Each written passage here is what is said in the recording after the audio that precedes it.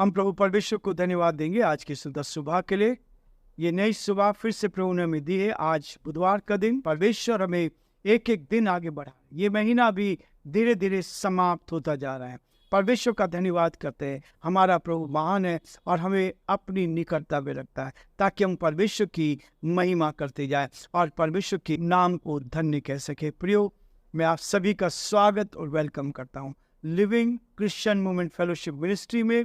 परमेश्वर आप सबको बहुत आशीष दे। आपकी प्रार्थनाओं के लिए धन्यवाद, आपके सहयोग के लिए धन्यवाद। जो सहयोग आप दे रहे हैं उस सब के लिए मैं दिल की गहराई से आपको धन्यवाद देता हूं। आप इस वचन को शेयर कर रहे हैं, प्रभु का धन्यवाद करते हैं। बहुत से भाई बहन इसमें सहयोग कर रहे हैं और एक दिन में 500-600 लोग बराबर देखते जा रहे हैं और ये आनंद की बात है, खुशी की बात है। मैं आप सबको प्रोत्साहित करना चाहूँगा कि आप बराबर अपने मित्रों को, अपने परिवार के लोगों को, सदस्यों को इस डिवोशन को शेयर करें और प्रभु की महिमा में आगे बढ़ते जाएं ताकि हम प्रभु की महिमा कर सकें। प्रियो, पहला कुरिन्थियों 12वां अध्याय उसके 16 पद से मैं आपके सामने फिर से पढ़ना चाहूँगा। और यदि कान कहे कि मैं आँख नहीं इसलिए देख की नहीं, तो क्या वह इस कारण देख की नहीं है। 17 पद, यदि सारी देह आँख ही होती तो सुनना कहाँ होता, यदि सारी देह कान ही होती तो सूंघना कहाँ होता। 18 पद, परंतु सचमुच परमेश्वर ने अंगों को अपनी इच्छा के अनुसार एक एक करके देह में रखा है। यदि वे सब एक ही अंग होते तो देह कहाँ होती। परमेश्वर अपने इस वचन के पढ़े और सुने जाने पर आशीष दे। हम प्रार्थना करें। धन्यवाद और स्तुति के योग्य हमारे सामर्थ्य परमेश्वर, आज की सुंदर सुबह के लिए आपको धन्यवाद। ये सुंदर दिन आपने हमें दिया है प्रभु कि आज के दिन में हम आपकी महिमा कर सकें, आपके नाम को सराह सके और जो आपकी योजना है उसको अपने जीवन में पूरा कर सके। हम आपको हृदय से धन्यवाद देते हैं इस जीवन के लिए जो आपने हमें दिया प्रभु। बहुत से भाई बहन ऐसे थे परमेश्वर जो आज का दिन देखना चाह रहे थे लेकिन इस दुनिया को छोड़कर चले गए। प्रभु, हमें कई बार दुख होता है। हमारे जानने वाले कई लोग प्रभु जी इस संसार को छोड़कर चले, परंतु हम धन्यवादित हैं प्रभु कि आपने हमें ये अवसर दिया कि आज का दिन हम देख पाए, आपको धन्यवाद दे पाए, आपकी महिमा कर पाए, आपके नाम को ऊंचा उठा पाए। हमारी प्रार्थना, हमारी विनती प्रभु, आपके अनुग्रह की दृष्टि हम पर बनी, आपका हाथ हम पर बना, हम आगे बढ़ते जाए, आपकी महिमा कर सके। हम विशेष प्रार्थना करते हैं हमारे प्रदेश राजस्थान के लिए और सारे प्रदेशों के लिए प्रार्थना करते हैं। इस प्रदेश के लिए प्रदेश के मुख्यमंत्री अशोक गहलोत जी को प्रभु हम आपके हाथों में सौंपते हैं और धन्यवाद देते हैं प्रभु। आपने उनको अच्छी बुद्धि दी है, अच्छा ज्ञान दिया, इस प्रदेश का संचालन करने में आपने मदद की, हम आपको धन्यवाद देते हैं। और बहुत सारी योजनाएं जो प्रभु जी प्रदेशवासियों के लिए उन्होंने तैयार की उसके लिए भी आपको धन्यवाद देते हैं। हम चाहते पिता परमेश्वर आप उनको आशीष दे और इसका प्रतिफल प्रभु को मिले ताकि वो आगे बढ़े और आपकी महिमा कान बन सके और जो आपकी योजना है उसको पूरा होता हुआ देख सके। हम धन्यवादित हैं पिता परमेश्वर हमारे देश के लिए, देश के प्रधानमंत्री के लिए, राष्ट्रपति के लिए प्रभु आप उनको भी ऐसी बुद्धि दे ताकि इस देश का संचालन भी प्रभु आपकी महिमा के लिए कर सके। हम बड़े आदर के साथ हमारे सारे श्रोताओं के लिए, सारे भाई बहनों के लिए हम प्रार्थना करते हैं हर एक की सुधि ले, हर एक की मदद का, हर एक को अपने हाथों में ले ताकि हर जन आप में सुरक्षित रहे। आपके सारे पासबानों के लिए प्रार्थना, सारे पास्टर्स के लिए, रेवरेंस के लिए, बिशप्स के लिए, सिस्टर्स के लिए प्रभु जी जो अलग अलग स्थानों में आपकी सेवा कर रहे हैं उन सब पर आपके अनुग्रह की दृष्टि चाहते हैं और प्रार्थना विनती करते हैं हर एक को अपनी सुरक्षा, अपनी निकटता, अपने प्रेम का एहसास दे ताकि सारी बातों के द्वारा हे परमेश्वर आप ही का नाम ऊंचा किया जाए। हम सारी महिमा, आदर, गौरव प्रभु जी आपको देते हुए इस प्रार्थना को अपने प्रभु, अपने उद्धारकर्ता यीशु मसीह के नाम से मांगते, आमीन।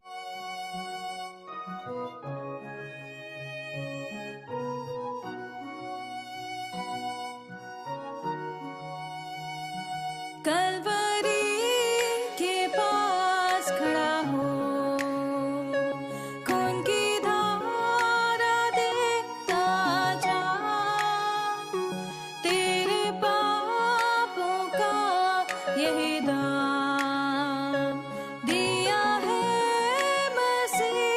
यीशु ने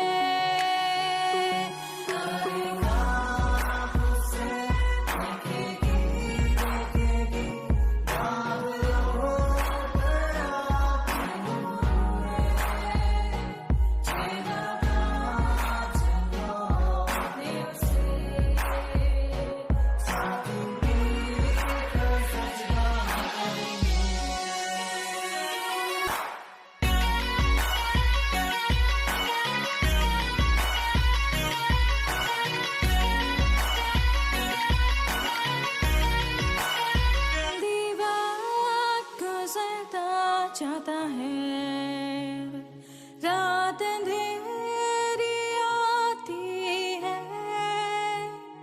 तौबा कर दरवाजा होगा बंद, कुछ ना होगा वे पछताने से, तौबा कर दरवाजा होगा बंद, कुछ ना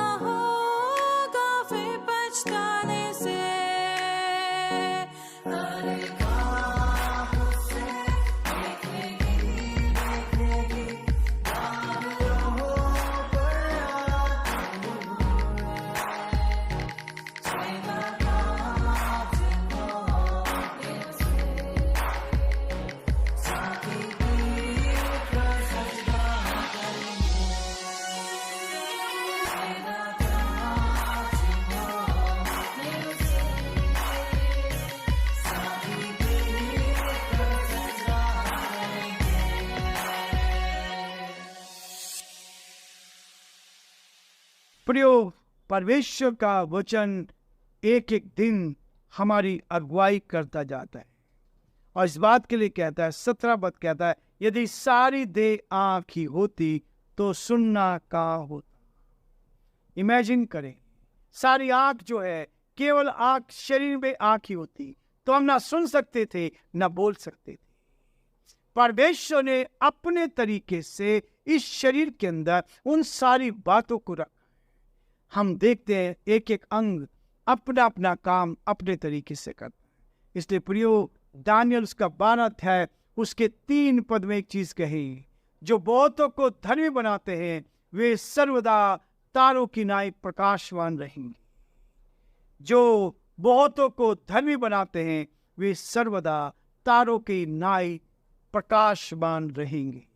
इसलिए प्रियो, दानियल के 12 अध्याय 3 पद में कहता है, झिलमिलाते तारे। केवल वो लोग जो परमेश्वर की सेवा में लगे हैं, जो दूसरों को धर्मी बनाते हैं, जो दूसरों को उस परमेश्वर की निकटता में लेकर आते हैं, जो वास्तव में परमेश्वर की सेवा करते हैं। लिखा है, यदि मैं सुसमाचार न सुनाऊं तो मेरा कुछ घमंड नहीं। पौलुस इस बात को कहता, क्योंकि यह तो मेरे लिए आवश्यक है, और यदि मैं सुसमाचार न सुनाऊं तो मुझ पर हाय। प्रिय, सौभाग्य प्रभु ने हमें दिया, अपनी सेवा में हमें रखा है। इसलिए वो कहता है, यदि हम सेवा में हैं तो हमारे लिए परमेश्वर का धन्यवाद करें। लेकिन वो कहता है, यदि मैं सुसमाचार ना सुनाऊं तो मुझ पर हाय।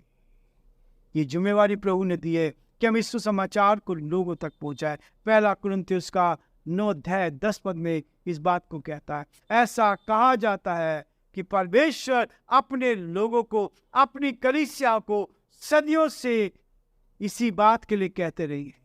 वे अपने हाथों को सिरों पर रखे और एक उदाहरण स्वर से कहें, ऊंचे स्वर से इस बात को कहें कि हमारा प्रभु इस संसार में हमें अपनी महिमा के लिए इस्तेमाल करना चाहता है।